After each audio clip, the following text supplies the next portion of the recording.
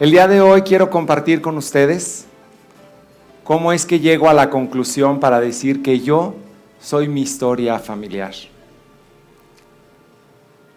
Lo hago no a través del nombre de Ernesto Pérez Arce Silva, como muchos de ustedes saben, sino a través de un personaje que se llama Eric. Y Eric, que es el octavo hijo, va a representar estos descubrimientos. Más que darles toda la reseña, la familia ha ido creciendo y ustedes ya vieron por ahí hasta el árbol genealógico de Eric. Después le echan un ojito para que vean cuando hablo de una hermana o de un hermano, pues a quién me estoy refiriendo. Cabe la pena decirles que no soy actor, simplemente soy un maestro que intenta contar algo de manera diferente. Para decir que yo soy mi familia, tengo que empezar diciendo ¿qué es una familia? Una familia es un conjunto de personas las cuales se reúnen simplemente por gusto, por afinidad, no tienen ningún parentesco. Estas dos personas, que aquí estoy, su servidor Eric y Aria, mi mujer, con mis dos hijos, Sonia y Alejandro. Esta familia se reúne de manera tradicional, porque ahora las familias han cambiado muchísimo, ¿sí? Ahora ya hay la de tus hijos, mis hijos y nuestros hijos y muchas más. Pero bueno, ¿sí? La de mis hijos, los subrogados y los otros que llegarán. Pero bueno, en esta familia también existen otros miembros que son los consanguíneos. Una familia entonces está formada por miembros consanguíneos a los padres y ellos por afinidad. Todas las familias, absolutamente todas, tienen un ciclo más o menos fuerte, más fácil o menos fácil. Las familias recorren un ciclo que los sociólogos han llamado el ciclo de la familia. Y en cada etapa y en cada momento se tienen crisis que cubrir. Por ejemplo, hay momentos en los que la pareja se forma, cuando recién inician y se acaba como toda la histeria del matrimonio y de la boda y de todo lo que pasó y por fin te sientas y te estás durmiendo a un lado de ella o a un lado de él y que no hay de otra. Y ahí te das cuenta de muchísimas cosas que solo podías pensar, pero que ahora son tu nueva realidad. Hay muchas cosas en este instante cuando la pareja se está formando que se necesitan resolver. Y no sé si tú recuerdas las tuyas. O más de algún ejemplo has de tener. Una vez que la pareja se forma, si bien así es para esa pareja, tendrá la llegada de los hijos. ¿Qué significa? 9 meses de embarazo, cambios hormonales, baja la actividad sexual en la mayoría de los casos, ¿sí? Y entonces tienes que ver si el niño se pone rojo, no se pone rojo, detectar cuando llora, si es hambre, si es sueño, si es comida, ¿qué es? Todo esto pone en alerta a la familia y son cambios muy diferentes aquellos a estos. Pero la vida no se detiene y la vida sigue y continúa. De manera entonces que se llega a otra etapa, cuando llegue el momento en que esos hijos tendrán que ir a la escuela. El desprendimiento de la madre o del padre, ¿sí? Donde el niño empieza a ver que ya no pertenece a ellos y empieza a formar su propia individualidad. Muy importante. En la individualidad se empieza a poner en juego los recursos, poquitos, porque a los 3 años más o menos han aprendido muy pocos de lo que han tomado de la familia. Y la familia entra en una crisis. ¿Por qué? Porque la escuela a veces cuestiona las metodologías de enseñanza de la familia. Esa es la función de la escuela, complementar aquello que en la casa no hay. Pero muchos papás se sienten agredidos ante esto y son otros momentos de crisis. Tienes que enseñar hábitos de estudio, hábitos para que se puedan poner el uniforme, ser responsables y tienes que formar 1000 cosas que en realidad van a ser un hombre o una mujer diferente. Una vez que pasa esta etapa, viene en el cual empiezan las salidas de los hijos, la adolescencia, donde empiezas a dejar de ser indispensable, ya no eres, te das cuenta que toman sus decisiones, que empiezan a tener sus noviazgos, que empiezan a tener sus novios, sus novias, y tú a veces ni te enteras. Todo el colegio sabe, todos sus compañeros saben, y la mamá y el papá son los últimos que se enteran. Sí, así es. En esta salida tienes que empezar a abrir los brazos, incluso con el riesgo que hay afuera. Porque si los retienes, entonces mantendrás niños toda la vida. Y si no, bueno, acuérdate, ahí está el video, yo soy mis hijos. Pero entonces ¿Qué pasa a la hora que abres las alas? Empiezan a crecer, a desarrollarse y empiezas a desconocer a tus propios hijos. Sí, llega un momento en que ya no sabes ni lo que les pasa. Se pierde un poco la comunicación y resta nada más de que ahora vas a venir a comer, pues cuando menos te pido que llegues a dormir. De esa manera se siguen desarrollando hasta que a veces se casan, a veces se juntan o a veces simplemente se van. Y entonces empieza el fenómeno del nido vacío. Los papás se encuentran solos. No están los hijos para hacer frente a muchas situaciones. Si esos papás durante su tiempo pusieron a sus hijos en medio, es decir, que lo único que los unía eran los hijos, cuando estos se van, queda el vacío. Y entonces estos ya no se conocen a sí mismos. Y normalmente terminan despidiéndose, porque empiezan crisis muy fuertes. Parte de ellas, pues llegan los nietos, empieza la jubilación, empieza el acicalamiento, a ver si yo me puedo ver un poquito mejor, empiezan los problemas más graves de salud. En esta edad en que los hijos se van, cuando ya tienen 25, 26 años, se complica la existencia para un papá. Claro, te quitaste la carga económica de tenerlos que mantener, pero luego vienen los nietos y te das cuenta si entonces les fue bien o no con lo que formaste. Si progresa, si no progresa y si no también, todavía sigues ayudando. Pero este periodo y estas crisis también pasan. Llega un momento en que no van a tus cumpleaños, en que pasan navidades en otros lados, en que ya no eres el centro de atención. Y la vida sigue corriendo. Y conforme sigue corriendo llega la vejez. En la vejez, una de las cosas más duras e importantes que veremos en Yo Soy Mi Vejez es la pérdida de las capacidades. A sentir y decir sí a que ya no puedo moverme igual, pensar igual, actuar igual y además a veces mi opinión ni es importante. Estoy tan a la antigua que nadie cree que estoy en onda. Además de esto vienen las pérdidas de los amigos, las pérdidas de algunos familiares, de los hermanos y a veces la viudez y la pérdida de la pareja. Es una etapa diferente. En cada etapa hay crisis que resolver. Y la función de una familia es ayudar a resolver las crisis de cada momento. Y además de resolverlas, producirle a cada miembro un cierto grado de satisfacción. No lo sé si en este ciclo de tu familia de origen, de donde vienes, tuviste mucha o menos satisfacción, no lo sé. Y no sé cómo hayas resuelto las crisis. Lo que sí sé es que eso te ha hecho quien eres hoy. Y esa es tu historia familiar. Y esa es la que hoy quiero que mires y resuelvas. Porque no es otra. Esa es tu historia. ¿En qué áreas básicamente tienen que ayudar los papás? Básicamente en 4 áreas. La primera, claro, que está la biológica. ¿A qué me refiero con biológica? A comer, a dormir, a ir al baño, a que pueda ese niño descansar. Y es muy diferente cuando tiene 3 años que cuando tiene 15 o 16. Cambia. La manera de alimentarse, la manera de comer, cambia. Entonces, ¿de qué manera le vas a producir satisfactorios? Y te tienes que ir adecuando para cada etapa. Tienes que ir adecuando tus recursos, tus habilidades, porque ya creció. Y tu hijo te lo dice de diferentes maneras. Además de proveerlos de una seguridad y una cierta estabilidad emocional. Toda el área psicológica. Entonces vas a proporcionar como padre o como madre un bienestar. Primero en las áreas de dormir y comer y después en el área emocional. Pero no lo es todo. Viene a una 4ª área que es la económica. Tienes que proveer, y no digo dinero, algo básico para un techo, para una comida, para una educación y si alcanza, para unas vacaciones, para un descanso y para un relajamiento.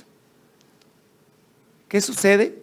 Que con estas actividades la familia pone en juego la 4ª área que es responsable, la interacción social.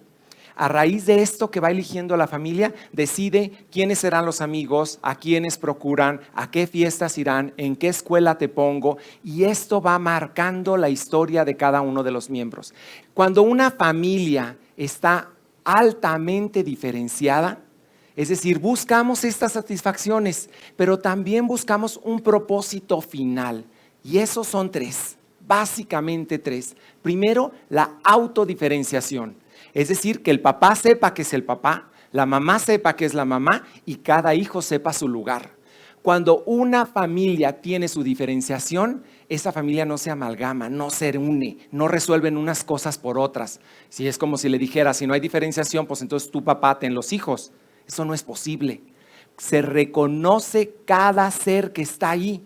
Y entonces, por eso, una familia sana permite que cada miembro tenga su propia personalidad. El para qué esta familia es para ayudar a sus miembros a autodiferenciarse. Yo te diría, ¿qué rechazas de tus hijos que te choca y no les permites ser ellos? ¿Qué te repatea de tu madre y de tu padre que no te permite que ellos sean como ellos son y disfrutarlos? Una familia sana permite la autodiferenciación de cada uno de sus miembros. Y segunda, le da una seguridad emocional y estabilidad. ¿Por qué? Porque cuando la familia tiene un solo sentimiento de enojo y de coraje, todos se amalgaman y entonces vienen momentos de crisis y no saben resolverlas. Llega un momento en que existe la tristeza, en que existe el coraje y no se permite expresar. En las familias tenemos ciertas emociones particularmente. Por ejemplo, ¿qué emociones tienen regularmente en tu familia? ¿Alegría? ¿Quejas? ¿Dolores? ¿Enfermedades? ¿Frustraciones? ¿Coraje? Esa es tu familia. ¿Cuáles son las características principales emocionales? Dime 3 emociones que tú tengas de tu familia. Y piensa si son emociones como buenas o sentimientos como buenos o resentimientos. Si te estás quejando todo el día y lo has aprendido y lo has aprendido y lo has repetido. ¿Y qué crees que van a ser tus hijos? Y la tercera, que tengan una proyección sana de los padres. Los padres, cuando están viendo a sus hijos, claro que nos proyectamos en ellos. Elegimos la educación, la ropa, los amigos, el tipo de palabras que permito, la alimentación que les doy, el tipo de actividades. Esa es una proyección. Lo que tú ves ahorita en mí, a final de cuentas, no es más que una proyección de mis padres. Pero también existen proyecciones no muy sanas por parte de los padres. Un ejemplo, mi mujer Aria, ¿sí?, tuvo este regalito de mi suegra, ¿sí?, de su mamá. Aria lleva cargado en su interior, esto es como si representara el interior, lleva cargado en su interior ciertas cosas referente a los noviazgos. Cuando ella tenía un novio, la abuela empezaba a tener excesos de ansiedad y esto empezaba con gritos en la casa, estaba desesperada y a final de cuentas terminaban siempre enojadas. Claro, en aquella educación no se podía hacer mucho, no le podías contestar a tu madre porque si no, ya sabes dónde terminaban tus dientes. Ahora cuesta muy caro el dentista, entonces pues mejor no le das. Pero bueno, eso sucedía con Aria, mi mujer. Pero ¿qué creen que ahora pasa con Sonia, mi hija? Muy fácil. Cuando Sonia le ha platicado a Aria, mi mujer, ¿sabes qué? Es que me gusta el niño. ¿Qué? Tú no tienes edad para eso. ¿Cómo andas en esas cosas? Te vas a hacer una facilita. Es más, así como tu... Alguien se rió, ¿verdad? Así exactamente idéntica como tu tía Isma. Empiezan los gritos, claro. ¿Sí? Está bien, se pueden reír, ¿eh? Empieza el enojo, por supuesto, y empieza la ansiedad. ¿Qué crees que está interpretando Sonia de tener un novio? ¿A quién le compraron esto? A la abuela. ¿Qué vienes cargando de tu historia que realmente no te pertenece? Fíjate, las enfermedades, las histerias, los fracasos, las molestias, los enojos, el que no te vaya bien en la vida, esa es historia de tu familia. Regresarle por todo ese amor para que tú te parezcas a tu madre, está bien. Qué padre, pero hay que regresarle lo que no es tuyo. Pero no es vas a llegar a aventárselo, si no, pues olvídense. Acuérdense, hay que ver el video número 1. Esa es una proyección insana de los padres. En ese instante, los papás proyectaron algo hacia los hijos, pero no les ayudó a crecer. Sus propias limitantes están surgiendo efecto en los padres. De manera entonces que si imaginas que yo soy una familia internamente y que internamente tengo distintos miembros. Tengo el miembro del cerebro, el miembro del corazón, el miembro de los pulmones, el miembro del sistema digestivo. Cada uno de ellos es un miembro. Si un día yo empiezo a sentir asfixia o taquicardia, ¿qué sucede? Me están dando síntomas del miembro que no funciona. ¿Qué miembro de la familia no funciona? Te está diciendo que algo necesitas trabajar. Y hay que tener cuidado. Una sintomatología de un miembro de la familia, tienes varias opciones. Vamos a llegar hasta los excluidos. Esa es la idea. Pero en esa sintomatología, ¿qué vas a hacer? Un ejemplo. Yo creo que muchos de ustedes, y si no todos, recuerdan a mi hermano Felipe. Felipe, mi hermano, el tremendo, el que hasta acá, sí, tenía a mis papás. Ahora, haciendo la unión de los recuentos de todos los puntos, nos dimos cuenta de lo siguiente. Cuando mi papá estaba grande y que de repente le dio un preinfarto y ya no pudo trabajar, mi mamá estuvo sobre él una y otra vez. No te levantes, mira nomás que no hagas esfuerzo, te dijeron que no te levantaras al baño, pídeme el cambiador, yo te lo doy, si quieres agua yo te lo traigo. Miles de cosas. Mi mamá una y otra vez. Claro, con la gran preocupación de que su marido lo fuera a perder. En ese instante mi mamá angustiada y nerviosa estaba sobre mi padre. Y a un lado, Felipe. Mi papá estaba hasta la madre y no le podía decir a mi mamá, hazte para allá. Pero el niño sí lo vio. Entonces empezó a decir, ¿sabes qué? Como tú no lo resuelves, papá, yo lo voy a hacer por ti. ¿Sabes qué, mamá? A mí no me digas nada. Yo busco mi libertad. Una y otra vez la aventaba y la rechazaba. Hasta el regalito con llegarle a los 18 años y salirse de la casa. El niño era el síntoma de lo no resuelto por mi papá. No supo cómo decirle a mi mamá, hazte para allá que me asfixias. Entonces Felipe, mi hermano, agarró su bandera y dijo, perfecto, yo sí, la libertad es lo que voy a buscar. Como tú no sabes, papá, yo te voy a decir cómo sí se hace la libertad.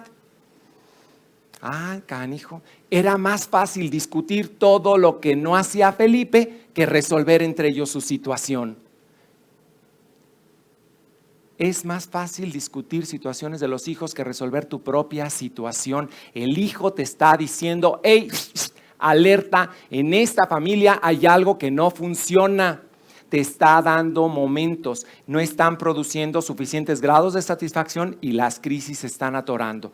Lo que no se resuelve aquí se suma con la crisis de acá y se suma con la crisis de acá, de momento que tú los ves a los 25 años con una crisis de este tamaño.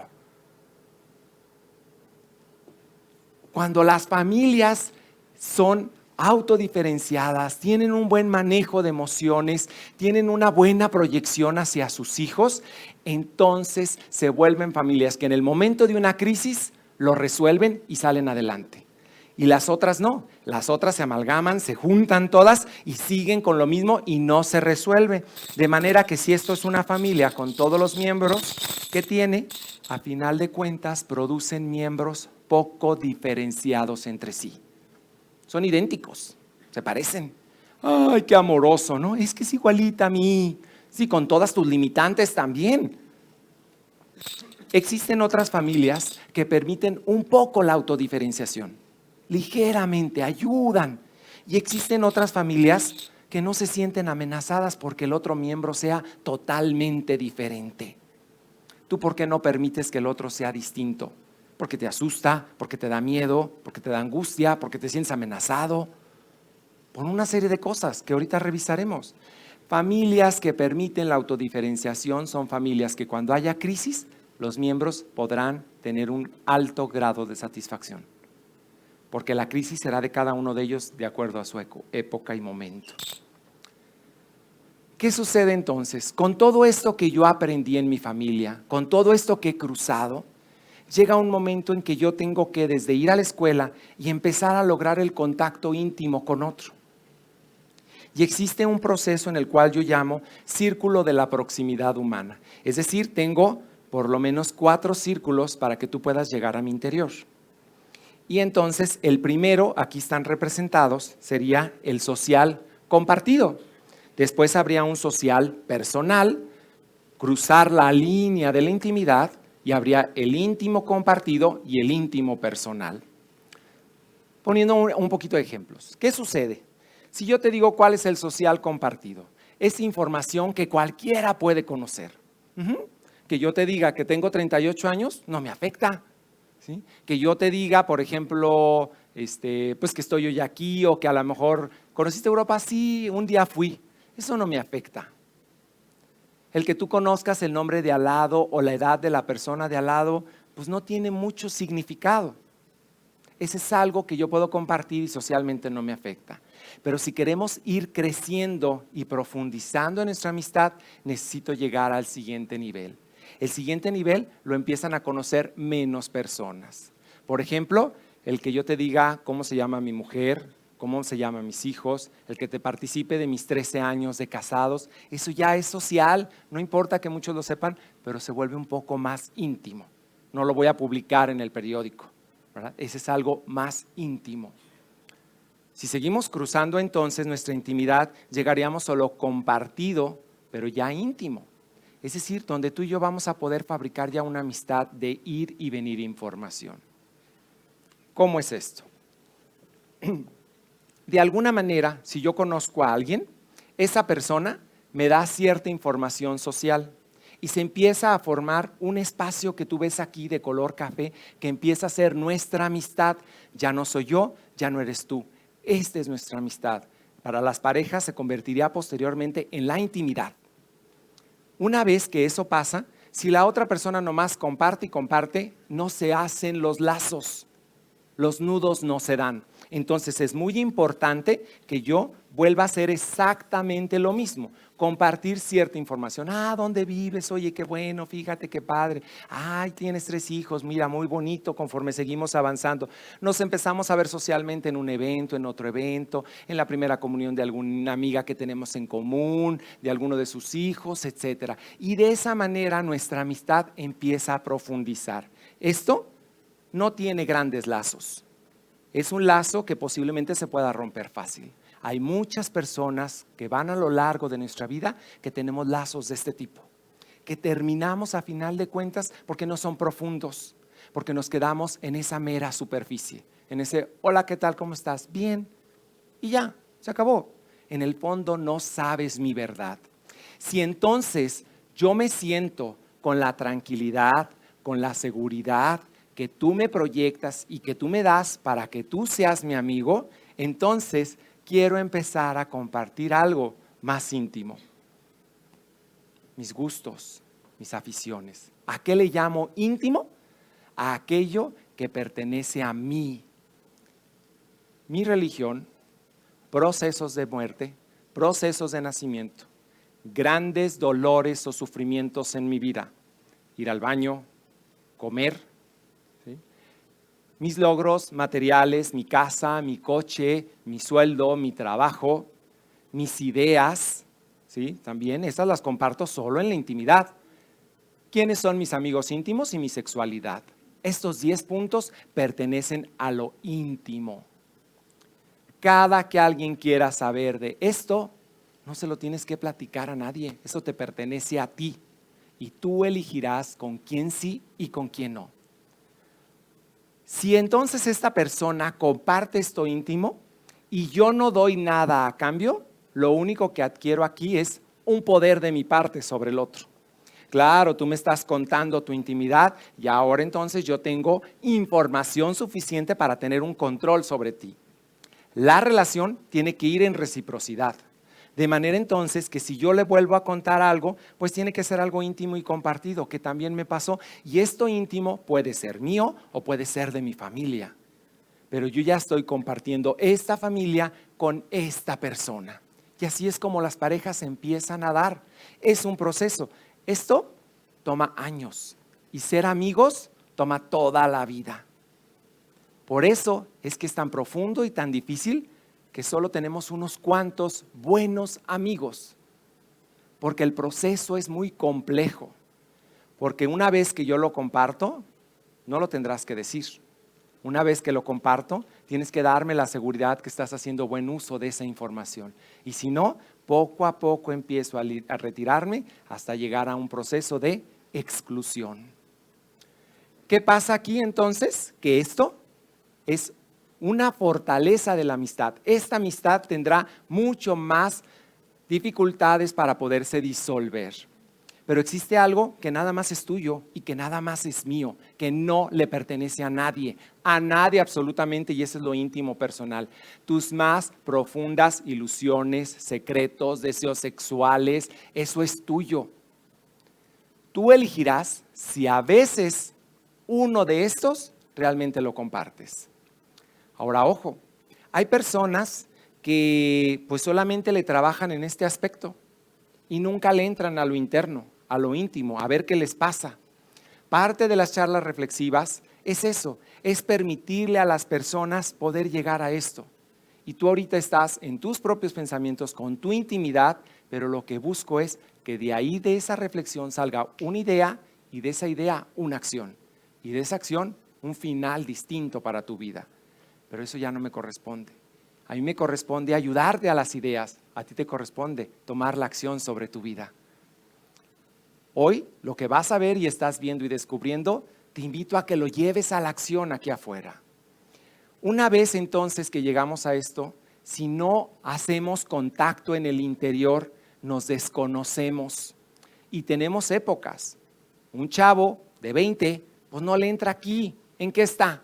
En el reventón y en lo social. Conforme vamos avanzando, tenemos esa oportunidad. Por eso me da mucho gusto ver muchachos jóvenes, porque entonces están teniendo oportunidad de esto que otros 50,000 allá afuera no están teniendo oportunidad. Una vez entonces, si tú eliges compartir esto, qué bien. Pero si no, entonces en esa intimidad se convierte en un secreto. ¿Qué es un secreto? Esta es mi intimidad, esto es mío, nada más mío. ¿Tú sabes lo que hay aquí? ¿No saben? No. Un secreto es algo oculto para tus ojos, es algo que no puedes ver. Eso es un secreto. Si yo tengo un secreto, yo decidiré que sí y que no develar. Cuando a veces tú estás en las reuniones y quieres saber sobre ¿y dónde vive? ¿Y qué hace? Oye, ¿y cómo le ha ido con el marido? ¿Y qué ha hecho con esto y con el otro? Oye, ¿qué supiste que se puso Botox? Oye, que ahora se ve muy joven, que no es cierto que tiene 38. ¿Sí? Todo eso es morbo, porque eso pertenece a mí, no te pertenece a ti. Nos hemos acostumbrado a vivir de la intimidad de las personas, porque ahora eso es lo que se vende. ¿Qué es lo que se vende? La intimidad de los artistas, se vende la boda, se vende el cumpleaños, se vende lo que está dentro. Y si no, entran con los teléfonos y ya lo publicaron. Ahora lo que venden en los reality shows y en todas esas cosas son lo íntimo, y no debería de ser así. Pero hemos hecho de nuestra intimidad un circo. Y ojo, porque entonces si tú provocas eso en tu familia, tus hijos aprenderán a hurgar sobre la intimidad de los otros. Y ahí hay un peligro. Porque también como padre tienes una función. Hay que diferenciar y respetar la intimidad de los hijos del conocimiento que tú debes de saber. Si un hijo y tú sospechas que tiene una situación de riesgo, yo no digo que no te metas a veces a la computadora o que no preguntes, pero no te metas a todos sus cajones. En ese caso, pregúntale. Y si no te lo dice, la pregunta no es por qué no te lo dice, mira nomás qué mala hija o qué mal hijo. La pregunta es, ¿qué te hace falta para que logres el lazo de intimidad suficiente para que te tenga la confianza? Hay una diferencia entre respetar la intimidad de un hijo y meterse por la seguridad de los hijos. No invada su intimidad, porque eso va a estar aprendiendo y eso va a ser con todos los demás. Lo que hay que buscar como padres es unos lazos que provoquen que el hijo pueda compartir lo que desea contigo. y tenga la suficiente confianza. Y eso se aprende en la familia cuando tú le das una estabilidad emocional y cuando está teniendo un momento de crisis. Entonces así el hijo podrá contarte su verdad y no como los secretos que hoy les voy a compartir más adelante. Si entonces yo les decía que este es un secreto, claro, es íntimo, yo decidiré, pero voy a suponer que ustedes no le van a decir a nadie. Sí, claro, eso es lo primero que se dice. Y voy a develar mi interior, teniendo fuerza, poder y mucha credibilidad sobre ti. Estoy poniendo mis expectativas en que tú vas a poder cuidarme de la manera en que yo mismo me cuido. Entonces, si me animo a develar mi interior, el secreto es que tú desconoces lo que hay. ¿Sí? Este es mi interior. Y en mi interior, cuando platicamos y charlamos, puedes pensar que soy una persona de grandes valores, que puedes pensar que soy una persona valiosa, significativa, consciente, capaz. Pero eso no lo vas a saber si no llegamos a esto. Una vez que me pasa esto y que tú empiezas a conocer mi intimidad, a veces suceden hechos en la vida cotidiana que atentan contra mi intimidad. Tranquilos porque es de plástico, ¿sí? A mí me asustan las armas. Ese es un secreto. Esta arma, que es de plástico, está representando, ¿sí?, todas aquellas cosas que involucran y se meten e invaden mi intimidad. En ese instante de invadir mi intimidad, me sucede un hecho donde tú te metes de más y está en mi interior. Una vez que se atacó mi intimidad, empieza un desequilibrio, empieza una angustia, empieza un pleito en mi interior que no sé qué hacer con esto. No sé qué hacer. Y entonces, después de este pleito, empiezo a ponerme máscaras. No te preocupes. O a veces tú puedes checar los efectos y dices, algo le pasó, no sé qué, pero algo le sucedió. ¿Cómo ha cambiado? Definitivamente algo le pasó. Si tú notas que tus hijos han cambiado, si tú notas que tus amigos, que tu pareja ha cambiado, no vayas a decirles, oye, ¿y qué te pasó? Ten lazos de intimidad inteligente para ver si puedes crear el lazo, no como morbo, sino con la probabilidad de que te pueda contar y compartir su intimidad, porque esa es su elección, total y absolutamente su elección. ¿Qué vamos a hacer entonces? Me voy a hacer para acá por el globo. Una vez que me pasa este hecho, yo tengo dos opciones. O te cuento lo que me pasó, lo comparto o lo guardo en mi intimidad. Si decido guardarlo en mi intimidad, entonces tendré ventajas y desventajas. ¿Cuáles son esas ventajas? Me siento protegido, me siento cuidado, me libero de todos sus juicios, ¿sí? Porque así ya no me enjuicias, ya no te lo cuento, ya no te lo digo. El que me regañes, el que digas el por qué, si tú me lo advertiste, lo sé, pero por eso no te lo cuento, porque vienen tus juicios sobre mí y entonces me siento más menso, por no decirlo de otra manera. ¿Qué pasa? También tengo desventajas. Esta ansiedad me genera muchísimo, que de manera que me empiezo a poner máscaras y ya no sé cómo actuar. Claro que me genera buenos recursos, pero a final de cuentas empiezo a tener un falso yo. ¿Qué sucede entonces con todo esto? Empieza la confusión, no salen las cosas y no se resuelven. No se resuelven porque están aquí ocultas y proyecta y da puros procesos disfuncionales. Eso es lo que sucede al final de cuentas. Por ejemplo, este secreto es mío. Este secreto yo lo originé. Este secreto no lo voy a compartir con nadie. ¿Cuáles son ejemplos? Una violación, que la mujer sea golpeada, un fracaso económico, infidelidades. Eso me pertenece a mí. Pero tengo también otra opción. La otra opción es que yo decida sacar un pedacito de mi intimidad y decirte, ¿sabes qué? Aquí estoy yo. En ese instante que ahora la opción es para ti, tienes doble opción. O lo tomas o lo sueltas.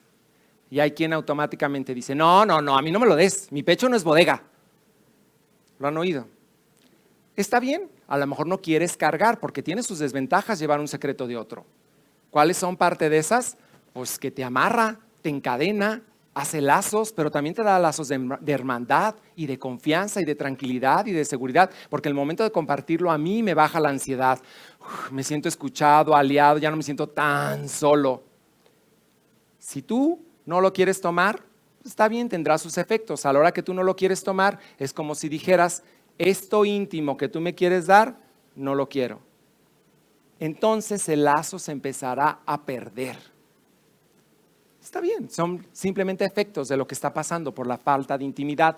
Y ojo, porque esto pasa en las parejas. Cuando una pareja deja de compartir lo íntimo, este vínculo nomás se limita a que se vayan juntos, a que hagan las cosas sociales, a que estén en otro lado y se conozcan nomás porque viven en el mismo lugar. Pero no hay nada íntimo. Por eso la sexualidad, el sexo es lo más íntimo que puede haber. Acuérdense, yo soy mi crisis de pareja. Es lo más sagrado que puedas compartir con alguien. Tu propio cuerpo. Algo que solo adentro te produce satisfacción. ¿Qué pasa entonces?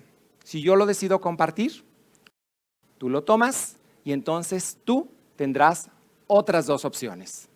La primera es que no lo tomaste, la segunda es que sí lo tomaste. Pero en la que lo tomaste tienes dos opciones. Esto es que realmente lo guardas toda la vida. Sabes guardar un secreto. Y la segunda es que mañana lo sabe medio Guadalajara. Es decir, te di el secreto, pero no lo supiste guardar. Ojo, papás, porque muchas veces aquí se rompen alianzas y secretos con los hijos. De repente una hija le cuenta un secreto a la mamá y lo sabe el papá y el tío y la abuela y la tía y los primos y todos lo saben y la niña sigue confiando información. Y un día se entera. ¿Cómo manejas esa traición? ¿Cuándo te va a volver a contar algo? No, no hay. Te dio su intimidad y la repartiste porque no supiste qué hacer con ella. Si yo lo llevo al exterior, entonces, y saco el hecho, entonces tengo lo mejor. Gracias a esto, tengo la paz y la tranquilidad y empiezo a generar un espacio en mi interior que me permita resolver esta dificultad. Cuando yo develo un secreto, tengo espacio para resolver una preocupación porque lo privado se volvió público y esto jamás volverá a ocupar su interior, pero un trabajo terapéutico posiblemente para poder llevar el hecho a mi interior y a sentir y decir sí, ese soy yo, sí, eso me pasó, sí, yo tuve este fracaso, sí, a mí me robaron, sí, es cierto, fui violado, lo que quieras y gustes. Aquí se queda y esto no vuelve a ser jamás privado, jamás. Pero te dio la oportunidad de dar cierto respiro, resolverlo y volverlo a integrar. Entonces estás evitando que se repita lo disfuncional. Muchas personas sabiamente a veces aceptan o aprenden o reconocen ir a terapia y quieren esto, lo develan en un terapista, en alguien afuera y ajeno totalmente del sistema, que sabe que esto no lo va a venir a traer acá. Esa es una manera. La otra es tener un excelente hermano y confiarle, la otra es tener un excelente padre y confiarle. Y recuerda, hay secretos por niveles. Los secretos tienen varias partes. Primero, el origen de quién es. Segundo, el contenido. ¿A qué me refiero? ¿Sí? Y el tercero, la ubicación. Hay secretos entre hermanos que no tienes por qué revelar a tus padres. Si tu hermano te contó que no hizo la tarea, que se hizo la pinta, que hizo alguna diableturía, pues no vayas y chismes mientras no ponga en riesgo su persona, porque entonces ahí ya tengo otro grado de responsabilidad. Hay cosas entre los esposos que se tienen que platicar que no tienen que bajar a los hijos. De repente la mamá no aguanta con el peso de esa situación y corre y dice, sí, fíjate, es que esto, y le carga el peso en una proyección que yo no puedo hacia los hijos. Existe ubicación de los secretos. Lo que sucedió allá, pues perteneció allá. ¿Para qué sirve el secreto? Cuando yo no te lo platico, lo más importante es que si tú no me conoces en realidad, evito que me excluyas y haces que el sistema prevalezca. Si un hijo le dice a la mamá tal y tal y tal y tal cosa, puede ser que esta hija la excluyan. Cuando lo guardo y tengo el secreto, entonces permito con el secreto que la familia prevalezca, que el sistema siga adelante. Hay muchas cosas que tú te das cuenta como papá o mamá, pero quieres escuchar las palabras exactas. No, dale chance. Confía en tu trabajo, confía en lo que haces diariamente. Y es lo mismo como esposa o como esposo o como pareja. Tú te puedes dar cuenta realmente de lo que sucede en el interior del otro si se conocen. Pregunta y si no obtienes respuesta, respeta o toma decisiones. Esto sucede a través de hechos en estos secretos, pero también sucede con personas. ¿Qué sucede si yo tengo esta persona con la cual estoy compartiendo y de repente empezamos a tener cierto grado de intimidad? Empezamos a relacionarnos, empezamos a conocernos y permito que esta persona llegue a mi interior. Aquí compartimos actividades como en ese proceso muy profundas. Me conoces, me lees, me entiendes. Pero conforme te voy conociendo, no me agradan muchas cosas tuyas. Le empiezo a poner juicios, le empiezo a poner taches y empiezo a decir esto no me parece, esto no me parece, esto no me parece.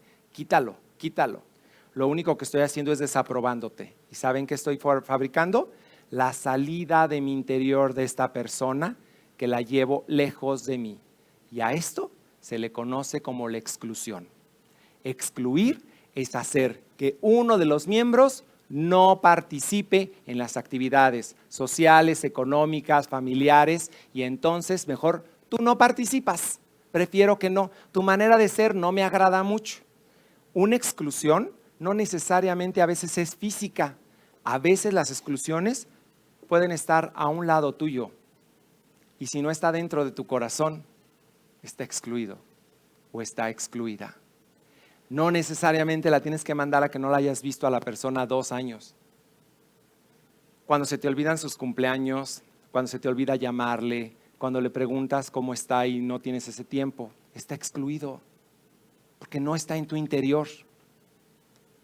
Este tipo de exclusión es por juicios y es cuando yo me siento más chingón que tú.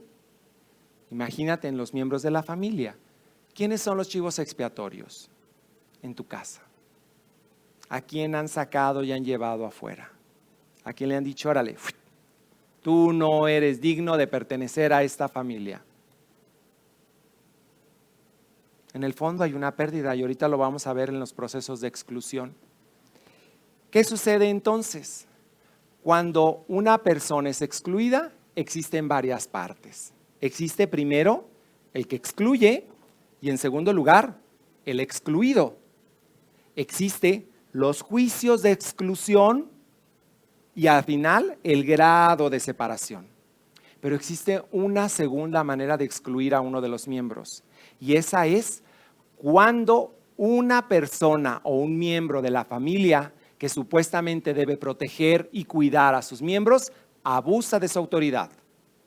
Por ejemplo, un padre que viola a su hija, una madre que le da de garrotazos continuamente a sus hijos. Esa persona, porque el derecho vital es protegerlo y lo has roto, pierde el derecho a pertenecer a ese núcleo familiar. Entonces existen 2 excluidos. Primero, el que atenta contra mi dignidad, contra mi seguridad, pierde el derecho a pertenecer. No tienes por qué estar aquí si yo estoy en riesgo, aunque seas mi padre. ¿Sí? Y segundo, por mis juicios. Una vez que yo saco a estas personas, entonces yo tengo ventajas de excluir a alguien, de sacarlo de mi vida.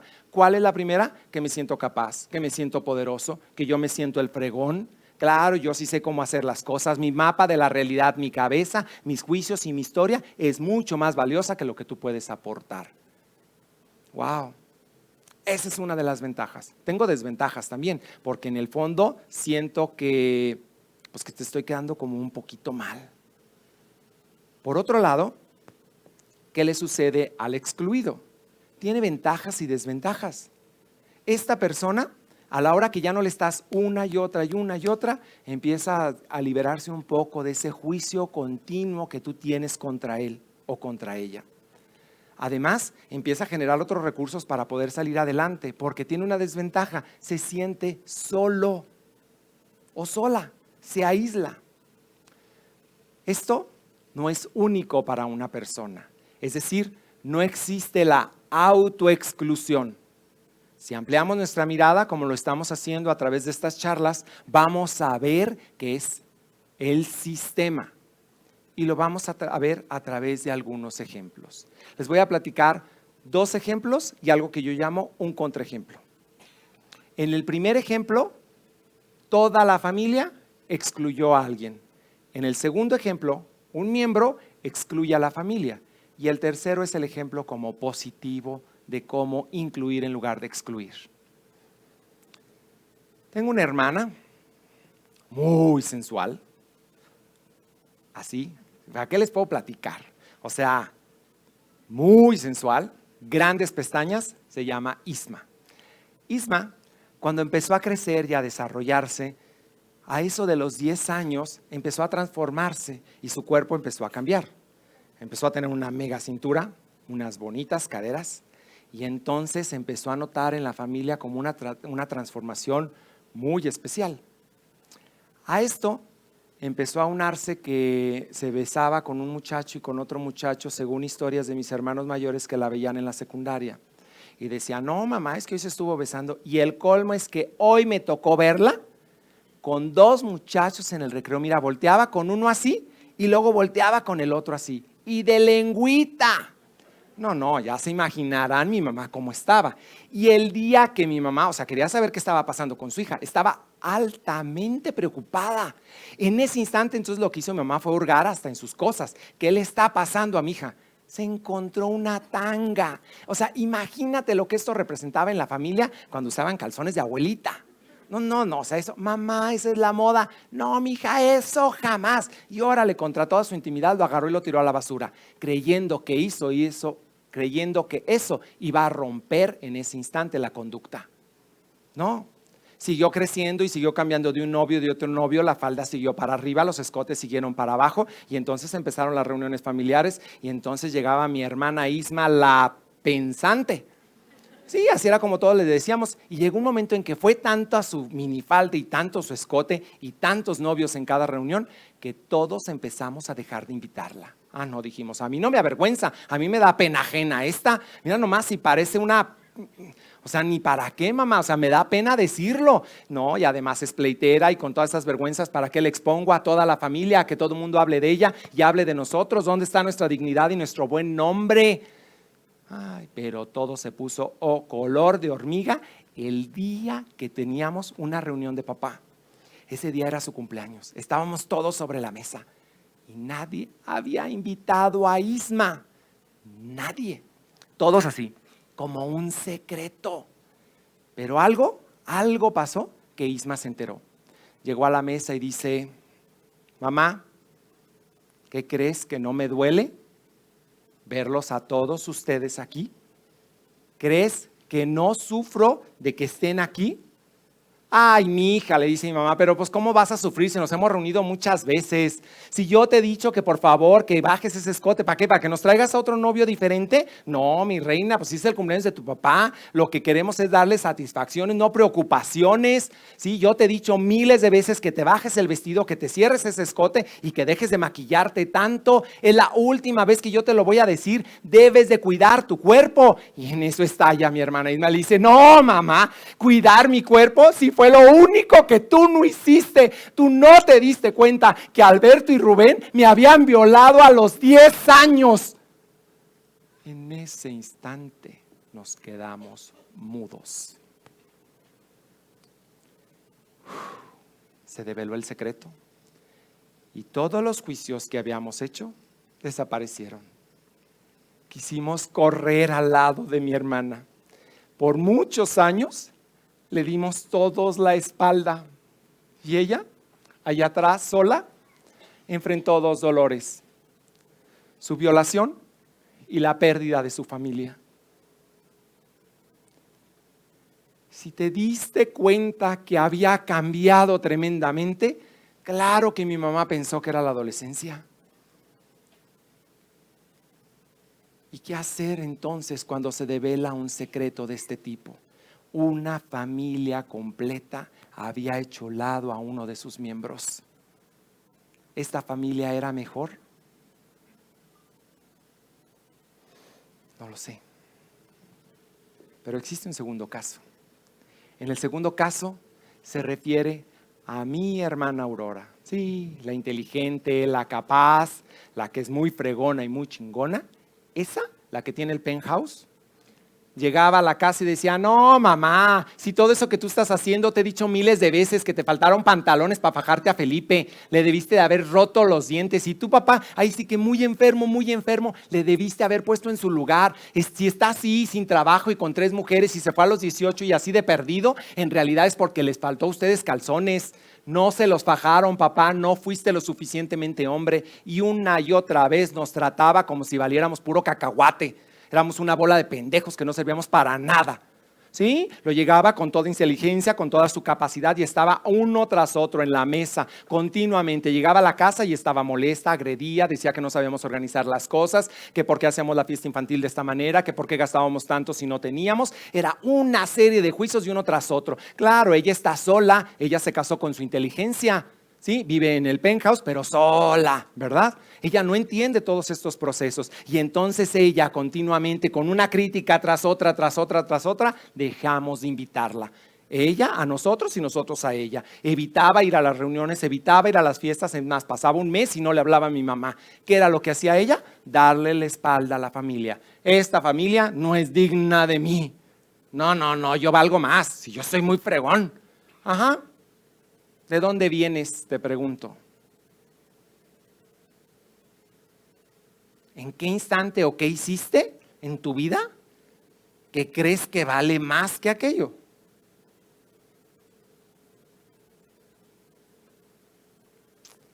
Existen miembros que también excluyen a su familia, pero como lo ves, no es únicamente que el miembro se vaya o que la familia se retire, es un ciclo.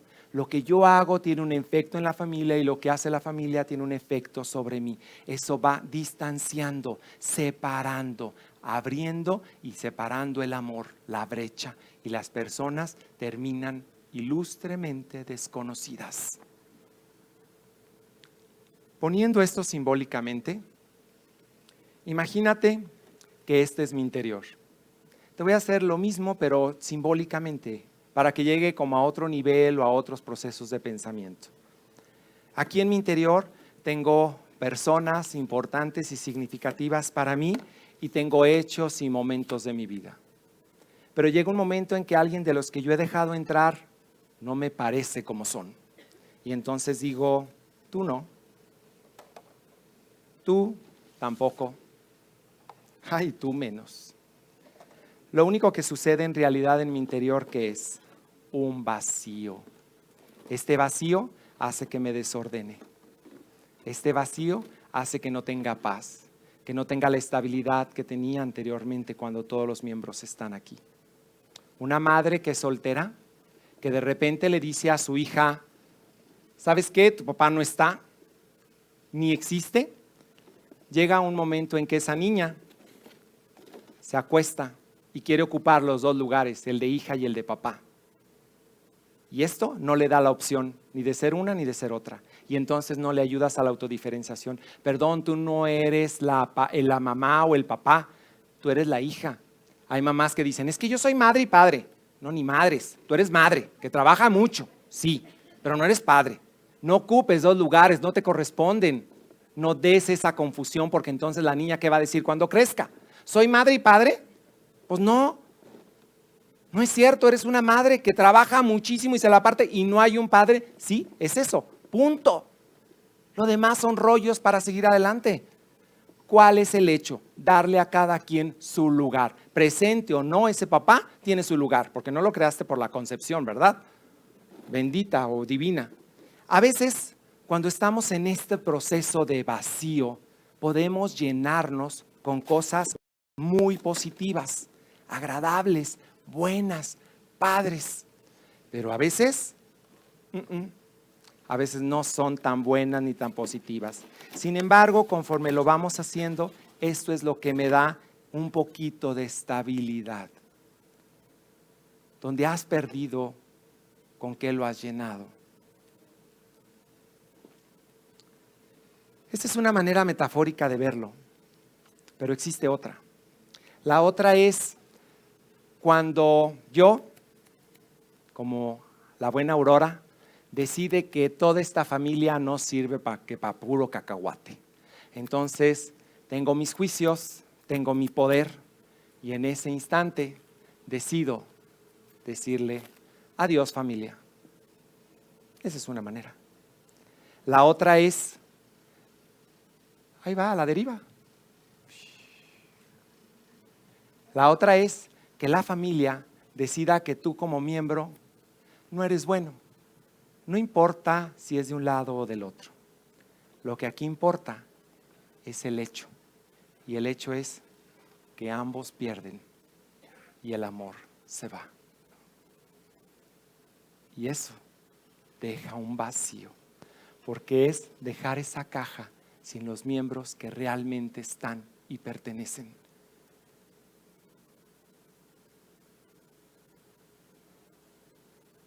¿En dónde crees que en tu familia se ha perdido el amor de vista?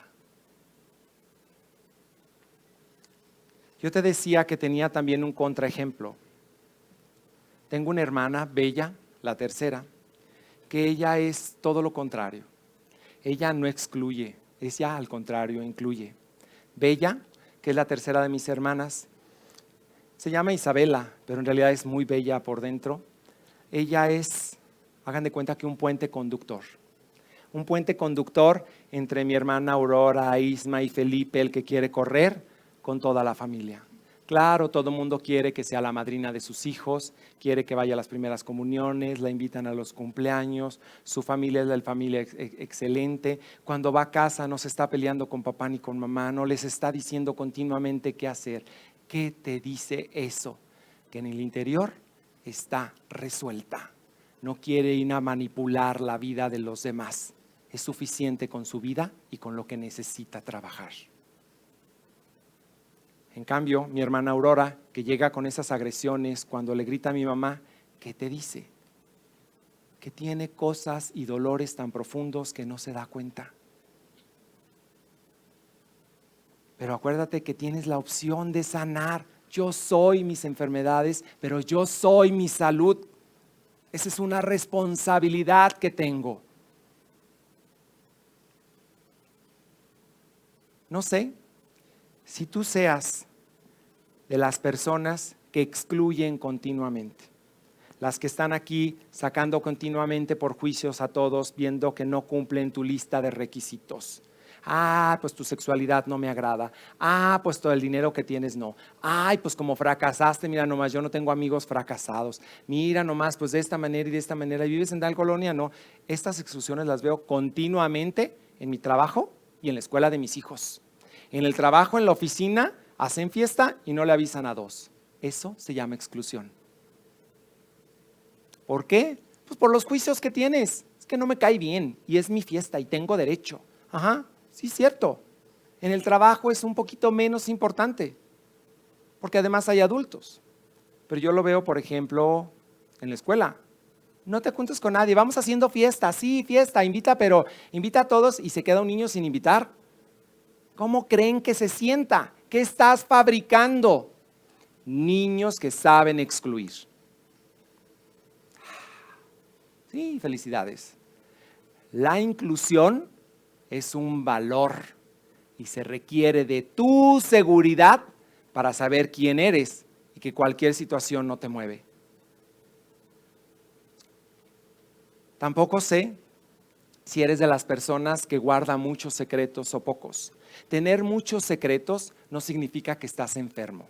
Los secretos naturales son parte del pudor.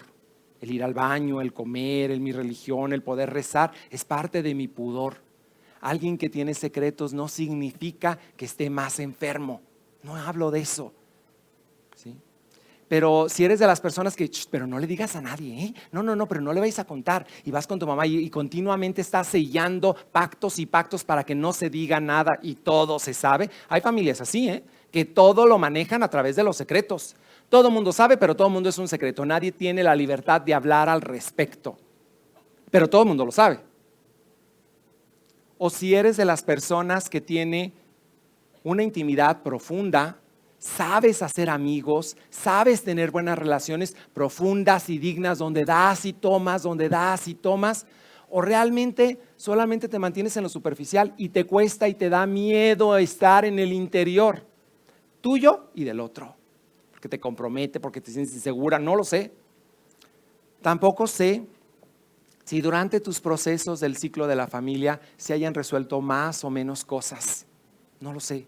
No lo sé si has quedado satisfecho o crees que te falten. Pero en los hombres y mujeres que yo veo hoy aquí, que la mayoría son, pues por no decir todos, mayores de edad, veo personas que si no han sido satisfechas, les corresponde a ustedes resolver, porque sus papás hay que dejarlos en paz. Ya no le corresponde a tu papá que tú resuelvas tu vida. Como mujer y como hombre tienes que responder ante tu propia vida. Y no sé si tengas todavía asuntos que resolver con papá y con mamá. Vamos haciendo un ejercicio. Piensa en alguien de tu familia que te purgue, o en un sentimiento que te harte que tu mamá se queje todo el día, o en las conductas de un hermano que estás hasta aquí. Es bien sencillo. Tráelo a tu mente. Ve ese evento. Bájate de la soberbia para que puedas mirar el amor. Y solamente di sí, así eres. Sí, ese eres tú. Sí, tú eres parte de mi vida y de mi historia. Sí. Deja de resistirte y de pensar que eres mejor. Elimina tus juicios y pon tu corazón en medio. En ese instante se diluyen malestares, emociones, corajes. Cuando todos en nuestras familias de momento tenemos una situación de conexión, es que podemos ir creciendo.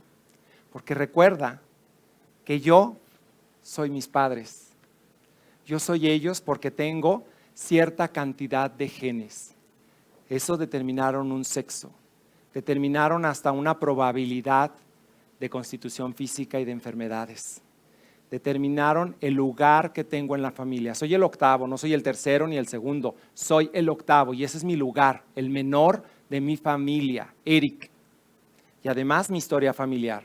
Quedó definido quiénes eran mis tíos, mis abuelos, mis primos. No son otros, son los que tengo. Junto con ello, también aprendí de mi familia a medir a las personas, a tener juicios y valores que decía, tú sí eres digno de mí, tú no eres digno de mí. ¿Se acuerdan? En Yo soy mis padres.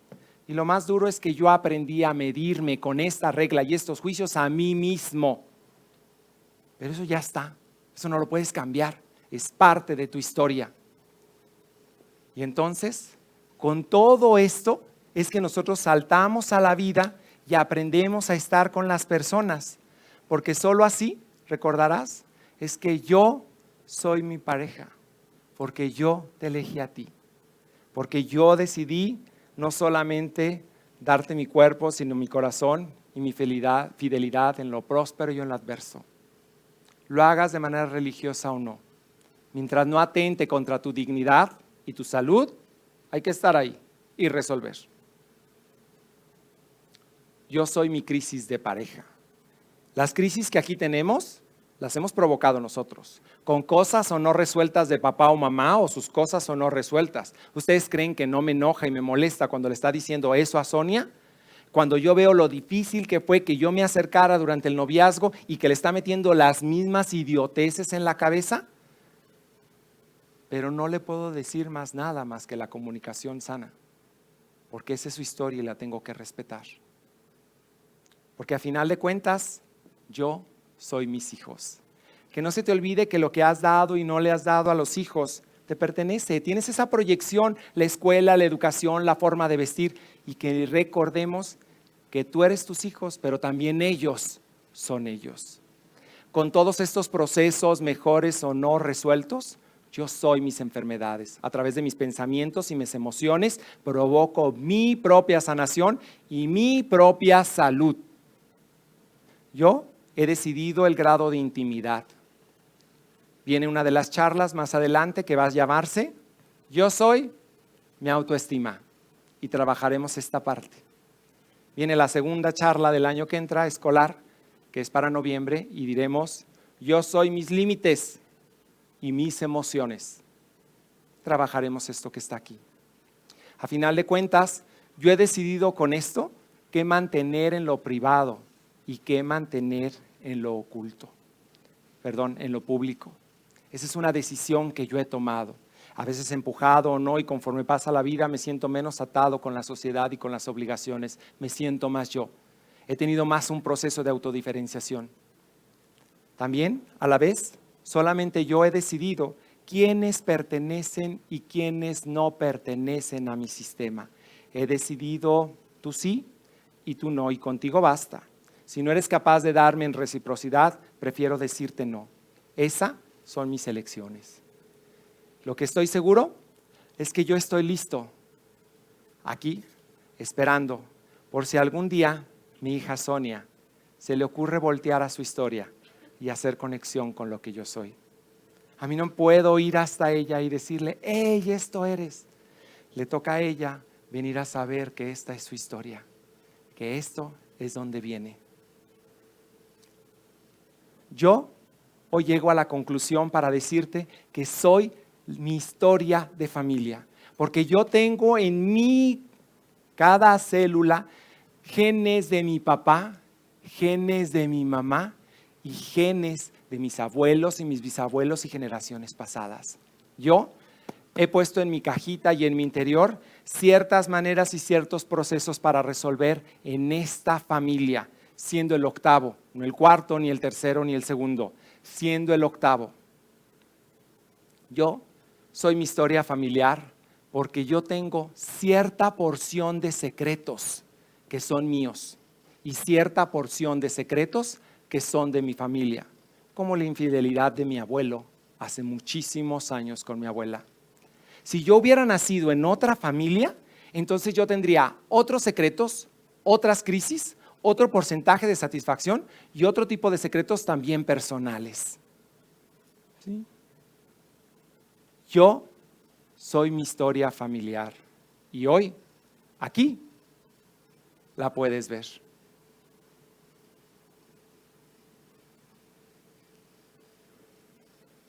Si me doy el tiempo para unir los puntos de mi vida, puedo encontrar un nuevo significado. Puedo encontrar una nueva manera de ver mi vida porque este soy yo. Y entonces con este nuevo significado es que ahora puedo tomar mejores decisiones, mejores oportunidades. Porque en esta familia yo soy mi historia, porque aunque no me guste, yo fui quien criticó a Isma y la hizo a un lado, no invitándola a la primera comunión de mis hijos. Nadie más que yo lo decidió. Yo fui quien se sintió un pendejo a la hora de estar a un lado de Aurora con toda su capacidad. Y de igual manera, yo fui quien se alió a mi madre en contra de Felipe por decirle que es un ingrato por estar peleando continuamente su libertad. Esta es mi historia familiar y esta son mis raíces. Y sin raíces no hay alas para volar.